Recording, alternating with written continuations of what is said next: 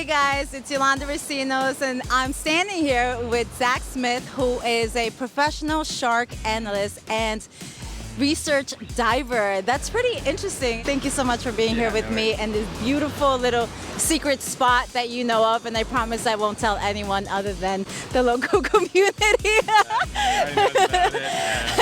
Zack, tell us, there's so many myths and stories about sharks. And right before coming, my friend was like, so do you punch a shark in the nose? Like, what's the story with that? No, never, ever, ever punch a shark in the nose because it's not nice. I mean, if you go up to a person and they're like in your space, you're not gonna bop them in the nose, are you? You're gonna be like, hey, back up a little bit. Sharks don't speak our language naturally. They're in the water and we're not. So if you just grab their nose, it disrupts any electrons that are coming off your heart rate, and you can just gently push them away. So as a diver, correct me if I'm wrong, it's a law never to dive by yourself, correct? Yeah, unless you're qualified. So there is classes that you can take to be a solo diver is what it's called. So what? Isn't that dangerous? Yes, it's very dangerous. If you dive by yourself, you have to have backups of everything, to computers, to, you gotta have a couple pony bottles on you, which is just spare air. You just have to have duplicates of everything, so if something goes wrong, you're able to jump off and go to a whole new system. Well, ever since with this whole COVID, how has that affected the marine life? Actually, it's benefited dramatically. So if you were to look at, especially here in Hawaii, if you were to look at the coastline, before COVID happened, there was a limited amount of turtles that were here, there was a limited amount of sharks that were here, everything was bypassing the islands. But now the fact that there's no one in the waters and there's no one to kill the coral and the food source that's here, turtles are actually coming up on the beaches more often. The sharks are getting closer to the shore. Don't be scared. They're just chilling out, getting food, especially the white tips, which you can scratch their chin and pet them and they'll be fine. Yeah, they don't do anything. I'll lay next to them. What's up? And I keep swimming. Yeah. So a lot of times when I go snorkeling, I'm always super scared of touching the coral, and I know that there's certain areas that they tell you please respect the coral, but yet I find that a lot of tourists, people who just don't know, still step on the coral. How bad is that for the sea life? Well, if you look at it this way, if you take away coral, you take away a lot of housing for fish and octopus and smaller creatures as well, but you're also taking away a turtle's bed. So if you kill the coral, you pretty much are killing your beaches. So Zack, shark analyst, what exactly does that mean? Shark analyst, it means that I get to analyze different patterns of sharks, and I got to analyze exactly what their behavioral patterns are. And what kind of sharks are these? Because there's so many different sharks. Do you study all different sharks, or is there a particular type of shark you study? Yeah, I actually specialize in 20 species of sharks.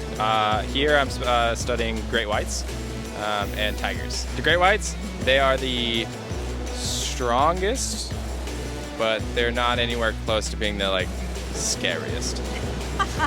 Not like the movies. God, no. The movies are based off of the bull shark. Oh. Yeah, so bull shark pattern. The bull shark is one of the few sharks that actually goes off of blood. Yeah, I saw that. So bull sharks go off of blood and they survive up to 24 hours in freshwater, and they travel in packs. So if you're in the water and you cut yourself and all of a sudden you see a fin, get out. Tigers go after anything shiny. So if you have anything shiny while you're surfing or anything like that. Take your jewelry off? Yeah, exactly.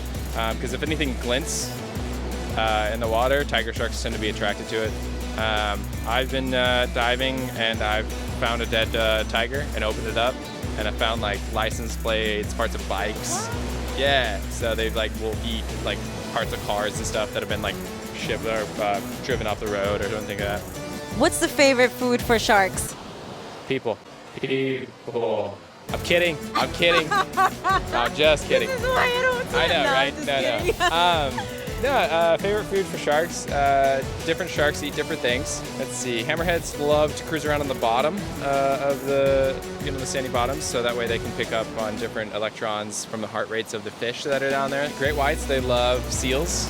Seals is like their main thing. However, it takes a lot of energy for them to get the seal. If you are worried about sharks at all, honestly, they have three. All sharks kind of have three indications.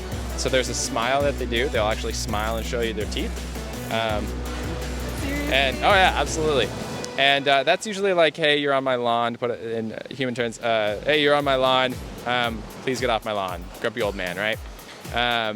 And then there's the second one, which is the J turn. We call it a J turn because it goes out and away and directly back. Because sharks have a pattern that's usually a circle or a wide turn instead of abrupt turns coming straight back. That's like, hey, you're on my front porch. I'm gonna go grab something. Please don't be here when I get back. You know what I mean? And that's usually when you kind of like take a step back, get off their property, right? And then the third one is a frenzy swim. It's like no pattern whatsoever. I had a great white J-turn on me. And I just grabbed its nose, just pushed it up, rubbed its belly, and it swam right back down. And I just control your heart rate. Why control your heart rate? Yeah, so most sharks have a little magnet on the front of their nose. That's why you don't want to punch them in the nose. I mean, it's not fun. It's like flicking a dog in the nose, right? You don't punch it when it's begging for food. That's like, what the hell? You know, you kind of just like flick its nose or like boop its nose, right? So it's the same thing as if you cover the magnet, so to speak, it disrupts everything. He's like, what the hell is happening? And so that way you can get your heart rate back under control, or he will be like, I don't know what's going on, I'm out of here, because they don't like it. But they've got a magnet, so that way it picks up on electrons from fish. That's how they feed, or different species. That's why surfers get hit a lot. So if your heart is pacing, that means they know you're scared. Yeah, so they actually don't know the difference between being scared, adrenaline, nervous, any of those. So like, for example, why surfers get attacked so much is because great whites can't see distance. So from me to you, to me to way over there is the same to them, but what's smaller? That's smaller. Also on top of that, you look like their food source, their favorite food source, which is seals, because you got your arms out and your legs out, right? And then the other thing is your electrons are firing because your adrenaline's going because you're just having so much fun on the wave. So every time that you hit the water, you're firing off electrons. So it's gonna come up from the bottom, hit you, because all three things meet the fact that he's gonna, oh, you're obviously food. By the time he gets too close, it's like, whoa, you're a lot bigger than I thought. It's already too late. He's gonna take a little nibble. A little nibble to them is like take a string cheese for us, right? Take a bite of the string cheese, half of it's gone. We're the string cheese. I don't think I want to surf anymore. No. Surf, enjoy it. But if you do feel like something's in the water and you're like, oh, okay, something's not right, get all limbs on the board. You can kneel on your board if you're rocking a long board. If you're rocking a short board, just get your arms on the board and just keep your legs nice and close together and look like a log. Try to hover your legs so you're not really touching the water too much. Okay. But naturally you're surfing, so you're going to be touching the water. So you can't really help that. Get your heart rate nice and low. Kind of just hang out. If there is something in the water, it'll go away. It's not going to do anything. Even if it's coming up, it'll still go away. It'll just turn away. Once it realizes you're not food, boom, it's not going to take the time or effort to do it. Because if you have so long you have to swim, and you have to use your energy for that, and you don't know when you're getting food next, you can't waste all of that energy trying to get this food and having it injure you or getting away, and then you going this much longer without the food.